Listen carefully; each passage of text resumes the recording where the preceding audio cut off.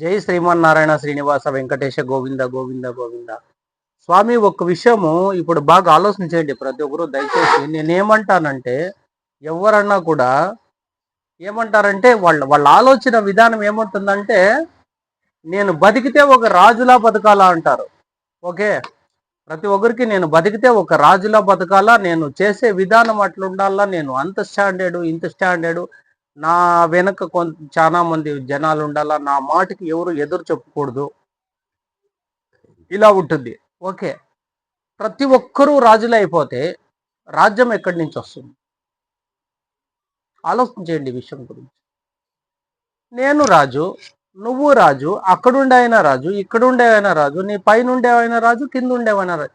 ఇంతమంది రాజులుంటే రాజ్యం ఎక్కడి నుంచి వస్తుంది? అర్థమైంది కదా సబ్జెక్టు. ఈ రాజు అనే పదము దాని దాని గురించి మెయిన్ తెలియక చాలా మంది నేను రాజులా బతకాలంట. ఓకే, నువ్వు రాజులా బతకాలంటే దానికి వేరే మార్గాలు చాలా ఉన్నాయి. దయచేసి రాజులా బతకాలంటే మార్గాలు విపరీతంగా వేలలో ఉన్నాయి మార్గాలు. నువ్వు ఒక మంచి పని చేసినా ఒక రాజు అవుతావు, ఒక త్యాగం చేసినా ఒక రాజు అవుతావు. రాజు అనేది మనకు మనము మెడలో వేసుకునేది కాదు. దయచేసి ఆలోచించే. రాజు అంటే అది ఎట్లుంటుందంటే నీ బతుకులోనే రాజు ఉంటుంది.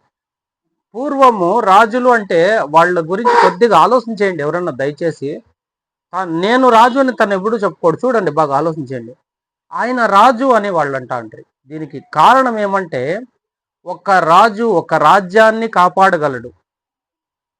First point. చిన్న ఎగ్జాంపుల్ ఇది. దానికోసము ఆ రాజుకి ఆయన ఏమి భోజనం కావాలో ఆయనకు అది దొరికేది, ఆయన ఏమి తాగాలో అది ఉండేది, ఆయన ఏం తినాలో అది ఉండేది, ఆయన ఎక్కడ పనుకోవాలో ఎట్లుండాలో తినేది. ఆఖరికి ఆయనకి ఇది లేదు అనేది లేదు, లోటులు అంటూ ఏమీ ఉండవు. ఒక రాజు చెప్పితే ఒక 10 మంది వచ్చి రెయ్యం పగులు కూడా తను ఏదన్నా పని చెప్తే ఆ పని చేసేవాళ్ళు. తనకేదన్నా కొంచెం బేజారయిందంటే ఒక ఒక ఎవరన్నా వచ్చి నా ముందర పాట పాడాలా, నాట్యం చేయాలంటే వాళ్ళు ఎవరన్నా వచ్చి చేయాలా.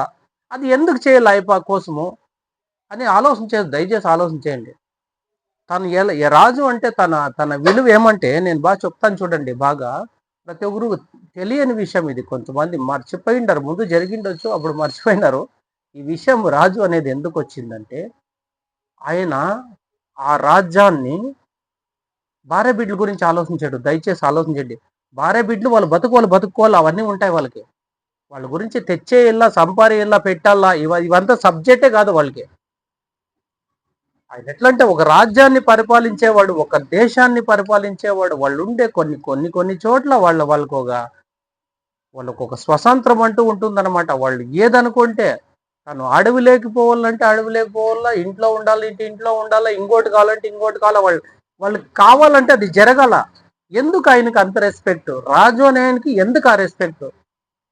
ఈ ఎందుకు రెస్పెక్ట్ అనేది మాత్రం మర్చిపోతున్నారు దయచేసి. రాజుకి అన్నీ ఉంటాయి, రాజుకి అన్నీ ఉంటాయి, రాజుకి అన్నీ ఉంటాయి.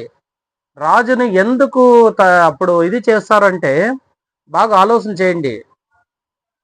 తనకు తినేకి తాగేకి ప్రతిదానికి ఎందుకు తక్కువ లేకోకుండా, తనకి ఆఖరికి ఇద్దరు మనుషులు ఆయనకి ఇట్లా ఊపుకుంటూ కూర్చుంటారు. వాళ్ళకి ఎందుకు మడ ఊపే పని ఏముంది? ఆ రాజు అయినా సరే, ఆ రాజు ఎట్లయినాడు? ఆయన రాజు అని ఎందుకు అయినాడు? దయచేసి అది ఆలోచన చేయండి బాగా. ఏమో ఆయన దగ్గర అన్నీ ఉండే కదా రాజు అయినాడు. అలా కాదు రాజు అంటే.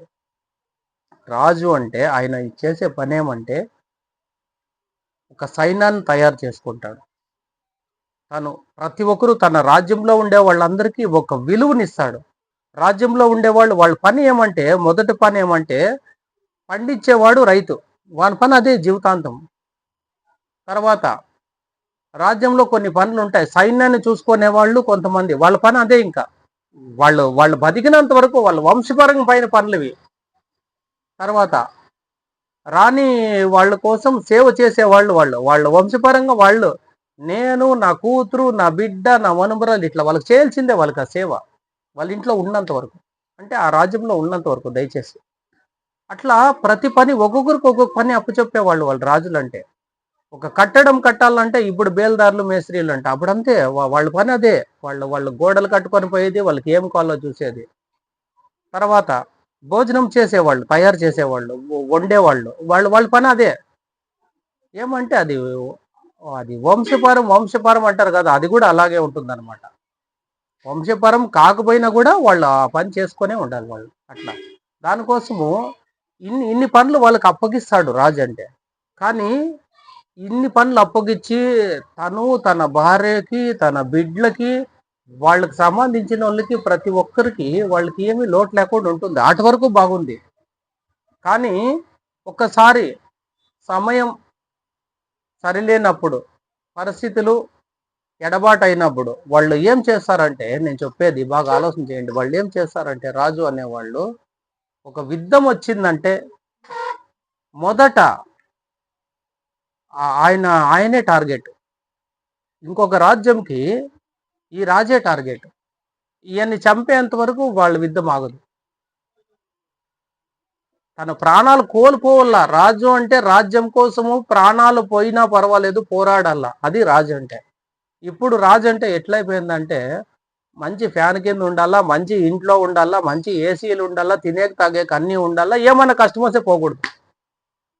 ఆలోచించండి బాగా.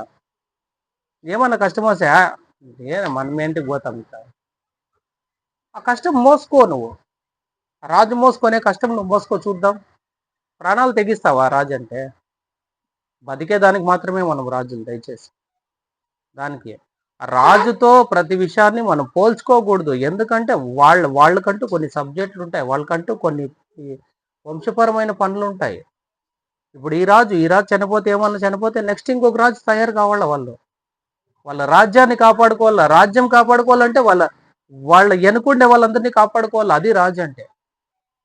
రాజు అంటే ఊరికి ఏదో నా కిరీటం పెట్టుకొనేసి గుర్రాల పైన తిరిగేసి ఇష్టం వచ్చి తినుకొని తాక్కొని ఉంటే అది ఎంతవరకు ఉంటుందంటే, వాళ్ళకి సమయం వచ్చేంత వరకు ఉంటుంది. ఒక సమయం వచ్చిందంటే తనకి చేతైనా చేత కాకపోయినా పోయి కత్తి చేత పట్టాల్సిందే, యుద్ధం చేయాల్సిందే తను.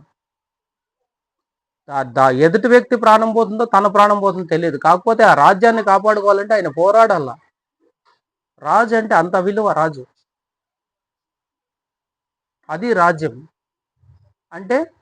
తన నుంచి కనీసం అంటే ఒక లక్షల మంది ప్రాణాలకి వెనకేసుకొని తన ముందు నిలబడేవాడు రాజు అంటే. ఊరికే అందరూ నేను రాజు, నేను రాజు, నేను రాజా కట్ల బతకల్ల. అందరూ రాజా కట్ల బతికితే రాజ్యం ఎక్కడిది? రాజ్యం కాపాడుకునేంత శక్తి ఎక్కడిది? డబ్బులుంటే రాజు అనుకుంటారు. దయచేసి చెప్పినాను కదా, లక్ష్మీ తల్లిని ఎవరు బంధించలేరు. కానీ ఒక రాజ్యంలో మాత్రం ఆ రాజ్యంలో ఏం చేస్తుంది? అందరికీ తిరుగుతుంది. ఆ లక్ష్మీ తల్లిని వాళ్ళు రాజులు బంధించరు. ఎందుకు తెలుసా? ఎవరన్నా ఏదన్నా వాళ్ళకి ఇష్టం వచ్చిన పని ఏదన్నా చేసినారంటే, వాళ్ళకి నచ్చే పని చేసినారంటే, ఎవరికన్నా ఉపయోగపడే పని చేసినారంటే, ఇట్లా ఒక మూట తీసేదో లేకుంటే ఒక సంచి తీసేదో ఆ బంగారు నాణ్యాలు ఇచ్చేసేవాళ్ళు వాళ్ళు. ఎందుకంటే నువ్వు చేసిన పని నచ్చింది అని. ఇప్పుడు అట్లా ఎవరు ఇయ్యరండి. దయచేసి ఏదన్నా ఒక మంచి పని చేస్తే తన కోసం ఏదన్నా పని చేస్తే వాళ్ళకి ఇవ్వచ్చు. నా కోసం ఏదన్నా వెనక పని చేస్తే వాడు నా కోసము ఎంతో తెగించినాడు, వాని కోసం. ఇది ఇప్పుడు ఉండే పరిస్థితి. దానికోసం చెప్తారంటే ప్రతి ఒక్కరు రాజా కట్ల బతకాలంటే నీ నుంచి ఒక 100 మంది బాగుండాల, నీ నుంచి ఒక 1000 మంది బాగుండాల. వాళ్ళ బతుకు తీరులో మంచి చెట్లు అన్ని చూడాలి, అప్పుడు నువ్వు రాజు అవుతావు. ఊరికే నేను రాజు అనుకుంటే దయచేసి జరగదు. రాజ్యంగా బతకాలా, రాజుగా బతకాలా. నువ్వు రాజు అయ్యా, నీ దగ్గర 10 మంది కూర్చుంటే రాజు అయిపోతే 10 మందికి కూర్చోబెట్టుకున్నావంటే వాళ్ళు 10 మందికి ఏమి సమస్యలు లేకుండా కాపాడాలి, అప్పుడు నువ్వు రాజు. ఆలోచించే బాగా విషయము. వాళ్ళకి ఏ సమస్య రాకూడదు. వాళ్ళ కష్ట సుఖాలు, మంచి చెడ్లు ప్రతి ఒక్కటి నీదే, అప్పుడు నువ్వు రాజు. దానికోసమే నీ సేవ చేస్తారనమాట. నీకు భోజనం పెడతారు, నీకు ఇష్టం వచ్చినవి తెచ్చిస్తారు, నీకు ఇష్టం వచ్చిన బట్ట తెచ్చిస్తారు, నీకు స్నానం చేయాలంటే ఈపు రుద్దుతారు. నీకు ఇది లేదు అది ఉంది అనేది లేదు, ప్రతి ఒక్కటి చూస్తారు. ఎందుకంటే ఆయన రాజు. ఆ రాజు అంటే ఏమంటే ఒక దేవునితో సమానం. సరైన మార్గంలో నడచాలి. అతను సంపాదిస్తాడని చెప్పి మళ్ళీ ఎట్లంటే అట్లా కాదు, సరైన మార్గంలో నడచాల. ఆ రాజ్యంలో ఉండే వాళ్ళందరికీ మంచి చేయాల.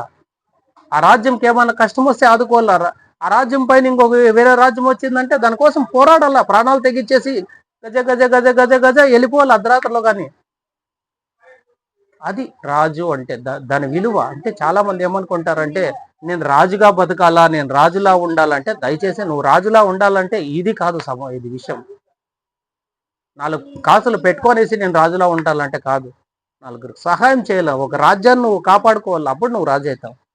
ఆ రాజ్యంలో ఉండే సమస్యలన్నీ తీర్చాలి, అప్పుడు నువ్వు రాజు అవుతావు. కొద్దిగా బాగా ఆలోచించండి విషయం.